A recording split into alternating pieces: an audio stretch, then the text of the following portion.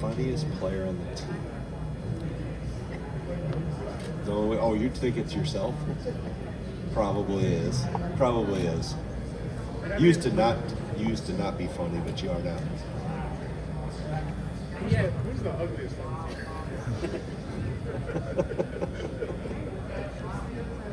You don't need to answer. Yeah, that's probably not one to answer. That'll get me in trouble. You want your phone back, John, or do you have to go off and do other things? Sorry, no. Sorry. All right, Evan, start me out. Who's the ugliest player on the team? Evan Flood. Speaking of JB, he was talking about wanting to get better defensively. Kind of where have you seen him take strides, and where do you see kind of more strides to take there? Yeah, I think the biggest thing is physically he's changed. I mean, you've seen practice, and he's changed his body for the better. I think he's leaner, stronger, got more power to him on the offensive end in terms of when he gets downhill.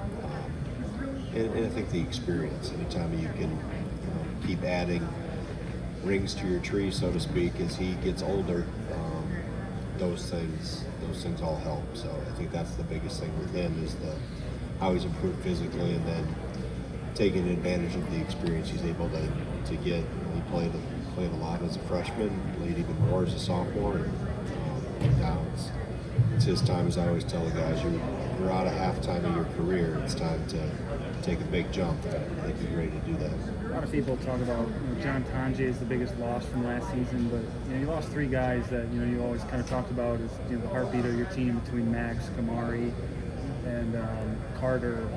What type of challenge is it to replicate what those three gave you, maybe beyond the stat sheet? Is three guys that would just bleed for that player?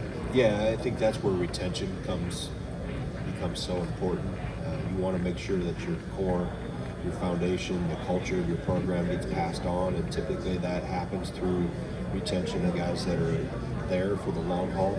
And you look at this year's group, and it's obviously John and Nolan, Jack Janicki, even my own son Isaac. I think that's the ability to pass those Jack Robinson, pass the hows and the whys on before the coaches have to, and then our younger guys, that next wave of freshmen that are coming in right now with Hayden and Alexis and Will and Nick or Zach.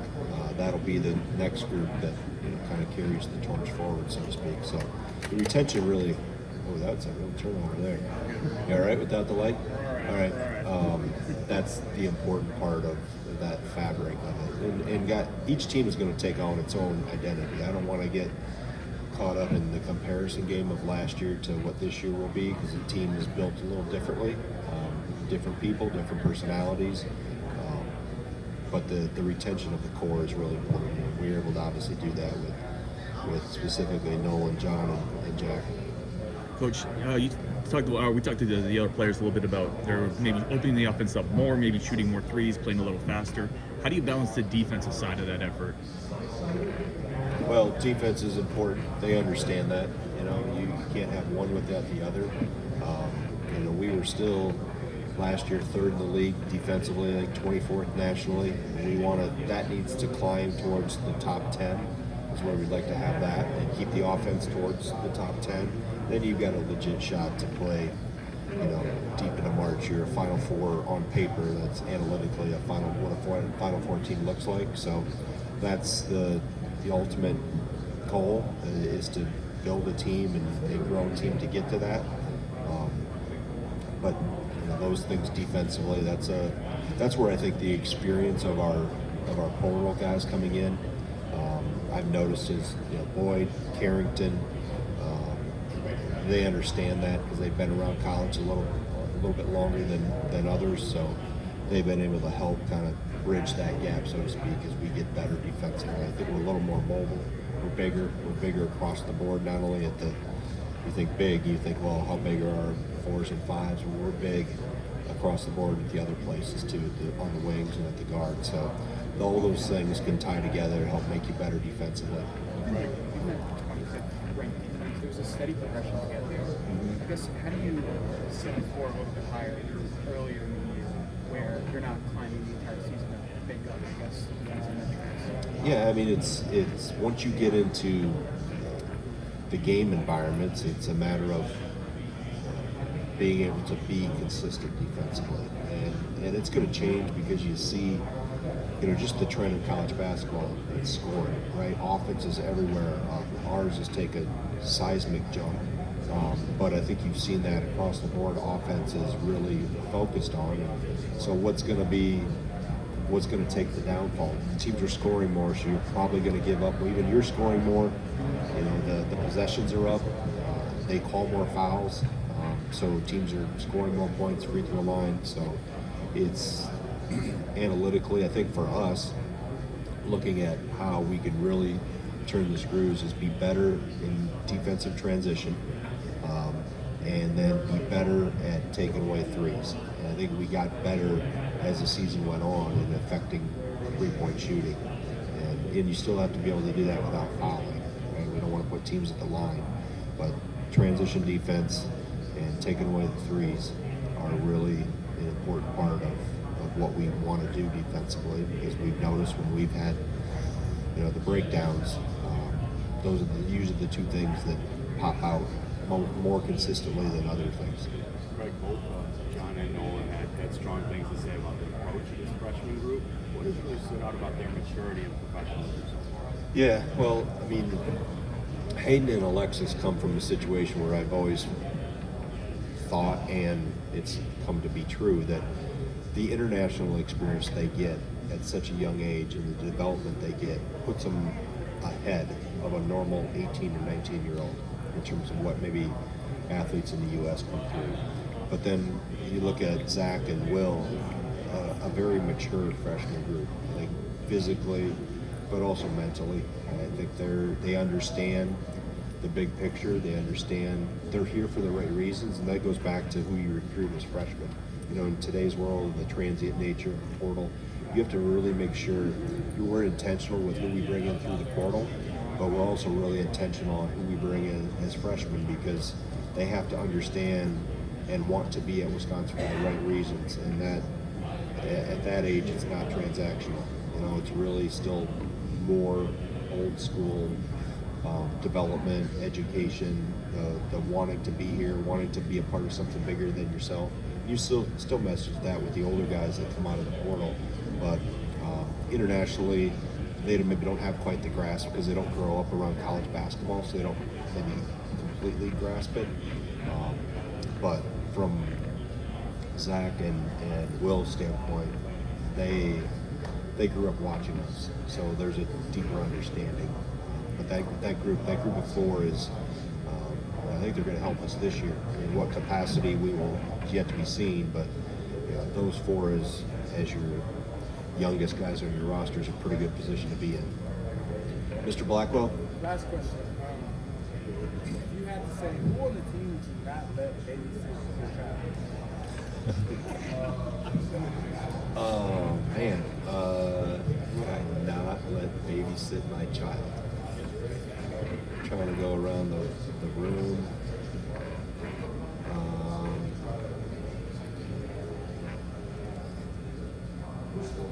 Man, I would say probably Ricardo Greppi.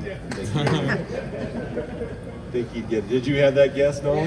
You guys? Okay, so I answered the question right. Yeah. Coach, what made you want to make the call to Brad Davison, and what specifically does he bring to your coaching staff? Yeah, I mean, you always have a short list on your file somewhere if there is a vacancy, and that list can be, do you want an experienced coach? Do you want a young guy? Do you need a guy from a different region of the country? There's a lot of things that go into that, but it happened so fast when Kirk came to me that said he needed to go back and wanted to go back to New Zealand for family and his business opportunities. We knew we were going to have to move. We were 2 days from starting practice when he told me. So in terms of working that process through, him making a final decision, because I tried like heck to keep him and talk him into it, but it was unsustainable for him to be able to do that to his family consistently, and we were fortunate to have him for a couple of years, but that wasn't sustainable. And I, as a dad and a husband myself, I get that, I understand that. And he also really his interests are in the private business world. So he wanted to chase that and be a part of that. So as we move forward, we were able to get campus approval, knowing we had to move quickly. And Brad's someone that I have always viewed it was a matter of probably when, not if. It was just when was he going to be done playing? Did it sequence with when we had an opening on staff? Is that really what he wanted to do? But he's had his mind set on coaching for a long, long time. He's one that still watches our practices when he was playing overseas the last 4 years. He must be working with AJ, our video coordinator, to have the secret code to get on huddle and watch practice because he kept up to date. He'd watch guys that were playing and text the staff about who we should look at in the portal. His mind wheels were always spinning in that regard. So he tried to catch me before I went to Europe at the end of the summer when he was going. He wanted to catch me in Madison, and we didn't connect, but he called me later and said, hey, I just want to let you know I only want to play 3 to 5 years, and I'm in year 4. So if something happens, well, within about 10 days, something happened. So I called him again. When Kurt looked like it was definitely going to happen, he wasn't going to be coming back, and I explained hypothetically, here could be the situation. What do you think? And there was no hesitation in Brad and what he wanted to do, and then it was just a matter of everything falling into place. But I looked at it more from a standpoint. I don't look necessarily at the individual or the vacant seat. I look at what is the need of the team and what does our staff need. And I've got a lot of experience on my staff. I've got a former head coach, Lance. I've got a guy that's had a ton of experience with me and Joe. Sharif, Greg's been in the NBA and has done a really good job in the development side. What I felt really was going to help us the most was go with somebody youthful and full of energy and really bring the juice. And so that's how it happened. I think Kurt officially resigned on a Friday. I called Brad, said, hey, are you in? Can you do this? He said, yeah, I want to play my first game on Saturday. So he played it on Saturday, retired on Sunday, packed on Monday, flew on Tuesday, was in Madison by Wednesday or Thursday. So it's as fast as transition and as smooth a transition as I've ever had. We were obviously our feet were to the fire because we went through a week of practice minus one coach, and I didn't want to do that very long if I had to. So we need boots on the ground and people there that are ready to help our guys. So it moved quick.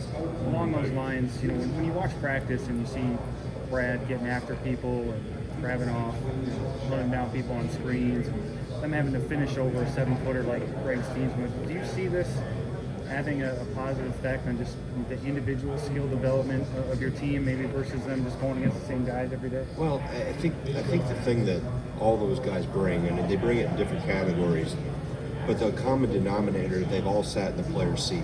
They've been in their shoes, and I think that's what's been, and they've been in their shoes at Wisconsin.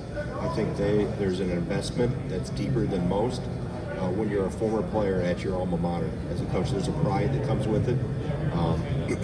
Brad, obviously, because he's younger, he's only 26 years old, can move up and down a little bit better than maybe Kravinoff or Steensma or anybody else can, Sharif. But I think more than anything, it's the fact that they've lived the life that the Blackwells and the Winters and the Janickis are going through right now. And that really, our current players can really lean into them, and they can help. Our coaches can really help our players when they go through a rough time, when they go through great times, and the pride that I watch our staff have in the university and in our program. They know what makes Wisconsin successful, and they know what we have to avoid, that would lead us down the wrong path and what doesn't work at Wisconsin. So I'm fortunate to have, like I said, really good coaches that are deeply invested in our program and take a lot of pride in wearing that jersey because they wore it themselves. And that rubs off on our players. Our players feel that from our coaches, and they see it and they hear it every single day. So it's a huge benefit. I tell our players all the time, you don't know how lucky you are to have these guys in the back here that are here to help you, and they've been where you want to go. A lot of these guys have played professionally in some some way or shape or form, but also more importantly, they've sat in the locker room. You know, they've played at XYZ Arena. They've helped hang banners in this place. You know, learn from them, and they'll help you a lot. Kind of going off of this question, Coach Senat Davis has, I know it's very early, but maybe down the line with his recent playing time, experience with the Badgers, vibrant personality, could you see him making a pretty good impact on the recruiting trail as well at some point? Yes, he already is. He already is. I mean, he's 26 in age, but he's much more. His mind is much more experienced. His eye for the game, his personality is through the roof. And the first time I met him, he was like a freshman in high school, and he sought me out during one of our team camps. You know, he has that awesome personality that you want. I think he wasn't liked by the opposition as a player, but man, he was respected. I've had more people come to me and just rave about how they loved watching him play, and they were coaching against him, and he was born to be a coach. And I think that's his calling, and he knows it, and he's going to be a tremendous asset. Our players are already, first day, they were coming to me, the guys that hadn't known him, it's like, man, he's awesome. I said, yeah, I told you. And yeah, he's learning, he's growing. I've told him, you know, ask a lot of questions. Hey, we were all at that stage in our career at one point in time, and I had people that helped me, and it's our duty to help him. But I'd rather have a guy that's just raring to go than having somebody I have to wind up, and I don't have to touch his motor at all. Like he's ready to go 24/7. You've talked about the schedule and how Folsom plays. What that tells you about the group that means a lot about how you guys are viewed. I guess twice the amount of national and televised games, I guess, does that mean anything? Yeah, that we've gotten more. Yeah, I mean, our coverage is up. I was told that last night. I don't really pay attention to that almost, but they said our national coverage is up quite a bit from last year. The national media I've talked to here, I think I've sensed a tremendous buzz in Madison.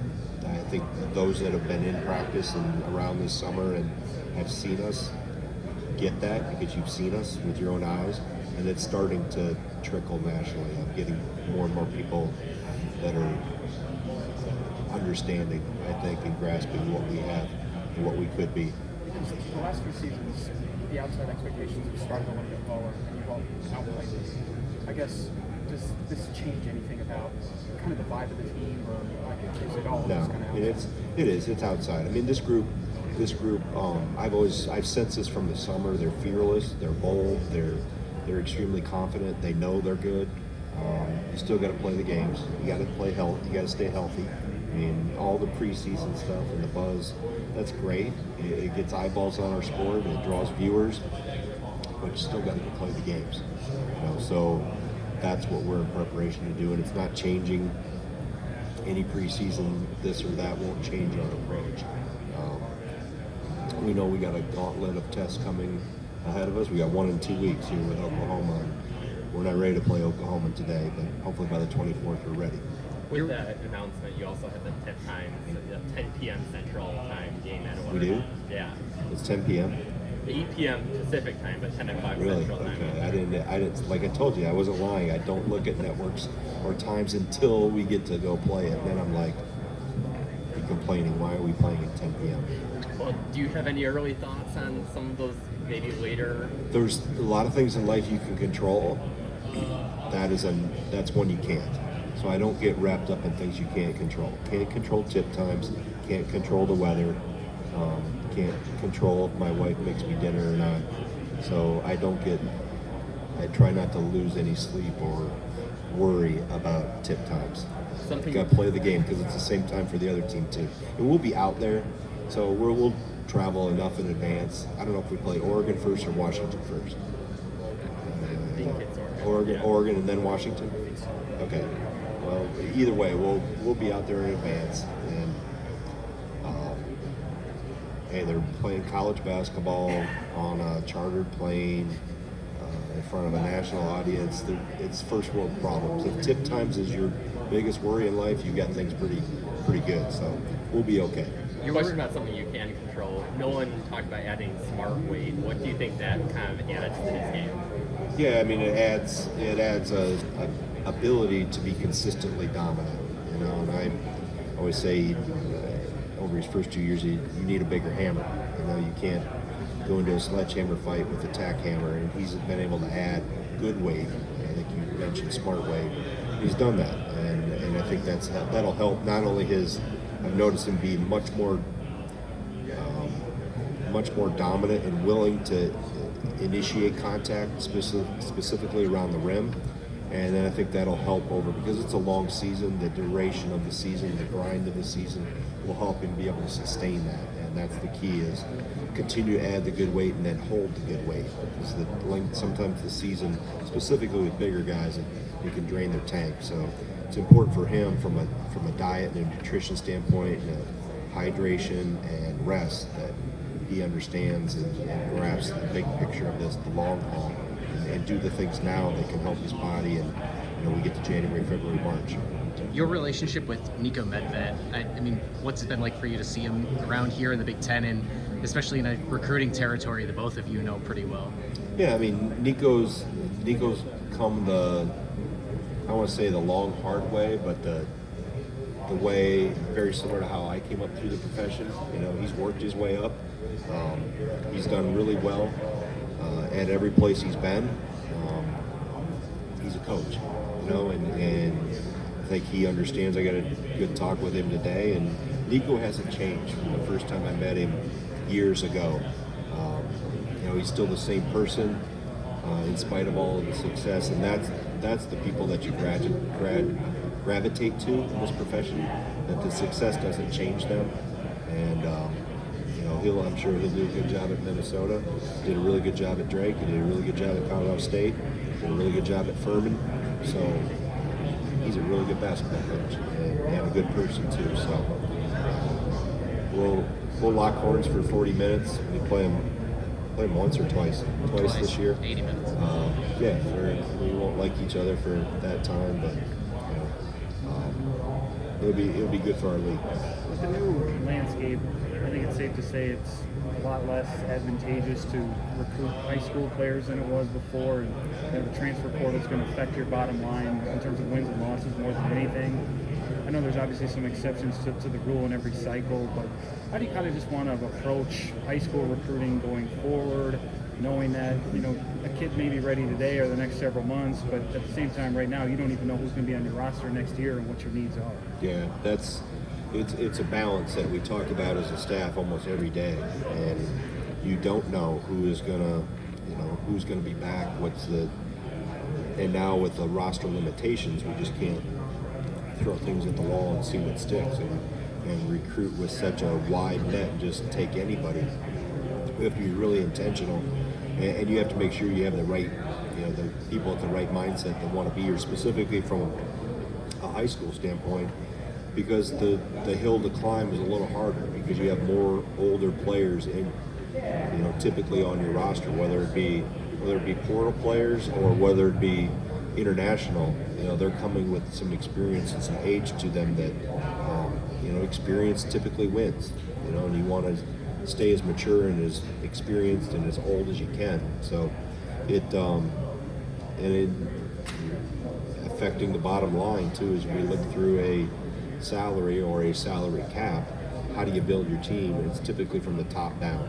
You want to make sure you got to know who your real horses are and going to be, and where your needs are, and then you kind of build from there. And I think we'll sign 2 here next month for sure. Not opposed to taking another high school player in this class, but we're really focused a lot on the 27 class, and in our state, it's a deep class. It's as deep as it's been in a while, and we won't be able to take all of them. If they would all want to come, I can't take them all because it creates an imbalance. That's not. If you get too young, you're going to find yourself at the bottom of the ladder looking up really fast. So it's a balance that we constantly are discussing and constantly evaluating, and it morphs and changes. Quite frankly, almost every day when we get our staff together and we have I'll call them debates. I won't call them arguments. I'll just call them a debate. Along those lines, I mean, have you liked the new land? Obviously, it sounds like there's a lot more thinking that has to go on now, but just in terms of the effort and energy that you would have put on the recruiting chair in high school, recruiting nationally, trying to constantly find under the radar hidden gems, it seems like you're maybe a lot more focused on just Wisconsin, Minnesota, and kind of getting kids that maybe fit the culture rather than trying to recruit nationally 24/7. Yeah, I think we've always, there's an outlier here or there, but we predominantly this is my 24th year. I mean, you can circle a 5 to 8 hour radius around Madison. We've spent 90+% of our time. Well, I mean, just in terms of like traveling too and constantly going to high school games, spending Yeah, 4 I days think at an that's. AAU event I think seems to be dead. Yeah, I think what's changed in it is that, and we almost are in I compare it to swimming in 2 different rivers. The river of the transfer portal and international recruiting flies at such warp speed. The current is really fast. Like, decisions are made in 24 hours or maybe 2 weeks. You might recruit an international kid 2 weeks, 3 weeks. Portal might go 24 to 48 hours, that you really are intense with it. What's the common denominator between those? They typically have agents, and it becomes, they understand the business side of it. Here's what we have to offer, here's our opportunities, yes or no. And they're moving on to something else, we're moving on to something else. So it's like free agency in the professional sports world. Now the high school realm of it, I think as much as we've tried to educate student athletes and parents and families, they haven't quite come to that point of what our world is like yet. They think they know, but they don't the river doesn't flow as fast. Like, it's a little more slope lane. But at the end of the day, it's going to have to still be a rather immediate decision when there's going to be a day where we're going to say in or out, right? Because we have to, because it affects, I only have 15 chairs in that locker room, and I only have budget of X, Y, or Z. And you play all those things in. So it is really like, it's composing a roster, and how do you put those pieces together, and how does one affect the other, and it's much more of a strategic thought and planning goes into it than maybe 10 years ago, 5 years ago, where you just throw names on the wall and, hey, who's coming, you're going to make it work, and you'll find this or find that. It's become much more specific in who we're targeting, and maybe not who, but how does the position fit, and what is our need, and those needs. Said we can't guarantee that this guy's going to be here more than a year, even if they're a freshman. So you're looking at that every single year. You used to be able to forecast out and move players through their grades and their classes, so to speak. You can't operate. That's an unrealistic view of what this is really like. It's every year, how can we put the best team together? And hopefully we'll get more stability if we get multi-year contracts. We're in that world right now. Right now, we're evaluating 1 year at a time. The freshmen that you have in your development program, how do you navigate the need to bring in this experience and technically recruit over? I guess, is that a communication that you need to have? Yeah, I mean, you look at, you're looking at how you're constantly evaluating them too. Are they ready to slide into, for lack of a better term, we have boxes. And if you're in the top box, there's 5 boxes across the board. Are you good enough to be in the top box? Are you good enough to be a starter? If you really, then there's 5 boxes below. Are you good enough to be in a backup box? Or are you in one of the last 5 boxes where, hey, it's not your time yet, but are you a program guy? Are you a culture guy? Are you a guy that really we can envision you in a year or 2 years being in a second row box, or do you have the chance to be in a first row box?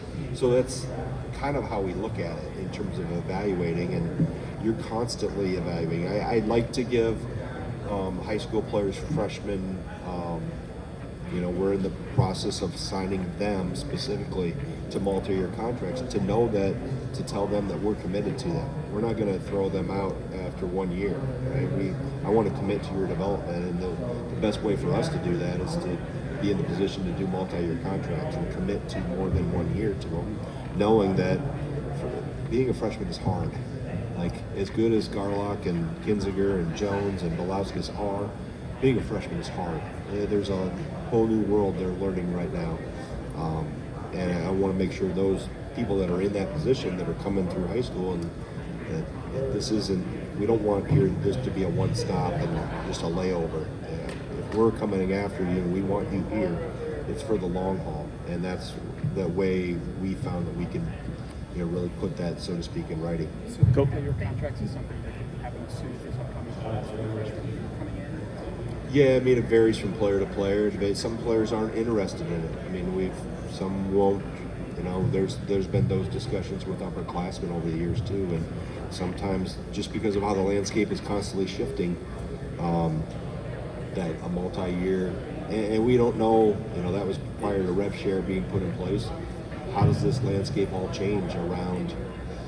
What are the opportunities? So we're all walking, coaches, players, front office, whatever you want to call it. We're all kind of in uncharted water, learning and adapting as we go. Coach, could you talk about just the depth of shooting on this team? Could this be maybe one of the better shooting teams you've had since you've been here? It's a deep team. We got to be able to make shots, obviously, when the lights are on. I like the skill level of this group. I think that we have a lot of versatility. We're big across the board. Not just in our post position, but and it's we like multi-dimensional players. You have to be able to dribble, pass, and shoot. And I think this group, from 7-footers down to point guards, are all pretty highly skilled, and they all have their own little unique thing that they can bring to the table that they can help this team. Thank you very much. All good? All right, thank you.